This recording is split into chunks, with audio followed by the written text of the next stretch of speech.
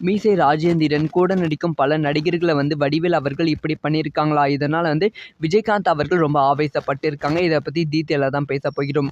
அதாவது வந்து ஒரு நாள் வந்து மீசை ராஜேந்திரனும் சில நடிகர்களையும் வந்து வடிவேல் வந்து கூப்பிட்டுருந்தாங்களாம். அப்போ வந்து வடிவேலை பார்க்க நான் போயிருந்தேன். ஸோ அப்போ வந்து வடிவேல் அவர்கள் சேர்ல வந்து உட்காந்துக்கிட்டு 2 காலையும் வந்து இன்னொரு சேர்ல போட்டுக்கிட்டு படுத்துட்டு இருந்தாரு. அப்போ வந்து நான் வடிவேல் கிட்ட கேட்டேன், "என்னண்ணே கூப்பிட்டு இருந்தீங்களா?" அப்படின்னு சொல்லி கேட்டேன். "ஆமா கூப்பிட்டு இருந்தேன்" அப்படின்னு சொன்னாரு. அதுக்கப்புறமா வந்து இதுக்கு மேலே வந்து நீங்கள் எந்த படத்துலையும் நடிக்கக்கூடாது என் படத்தில் எல்லாம் கிளம்புங்க அப்படின்னு சொல்லி சொன்னாங்க. ஸோ ஏன்னே அப்படின்னு சொல்லி நான் கேட்கும்போது வந்து நீ வந்து என்ன விஜயகாந்த் கூட இருக்கியா, எனக்கு இதெல்லாம் பிடிக்கல, அதெல்லாம் நடிக்க வேண்டாம் கிளம்பிட்டே இரு அப்படின்னு சொல்லி தெனாவட்டா சொன்னாங்க. அந்த சமயத்தில் வந்து எனக்கு வந்து சமக்கம் வந்துச்சு. எடுத்து ஒரே மிதி மிச்சம்லாம் தோணுச்சு. ஆனால் வந்து என்னால் அது பண்ண முடியாது. ஏன்னா வந்து அப்போ வந்து அவர் வந்து செம உச்சத்தில் இருக்காரு. முக்கியமாக வந்து நடிகர் சங்கத்தில் வந்து பெரும் பொறுப்பில் வந்து விஜயகாந்த் வந்து இருந்தார். அதனால் வந்து இதை வந்து சொல்லாமே நான் வந்துட்டேன். அதுக்கப்புறமா 2 நாள் கழிச்சு விஜயகாந்த் அவர்களோட வீட்டுக்கு வந்து போயிருந்தேன். அப்போ வந்து ரிசப்ஷனில் வந்து வெயிட் பண்ணியிருந்தேன். சிசிடிவி கேமராவில் என்ன பார்த்துட்டு விஜயகாந்த் வந்து அடுத்த ஒரு ½ அன் ஹவர்லேயே வந்து என்னை கூப்பிட்டாங்க.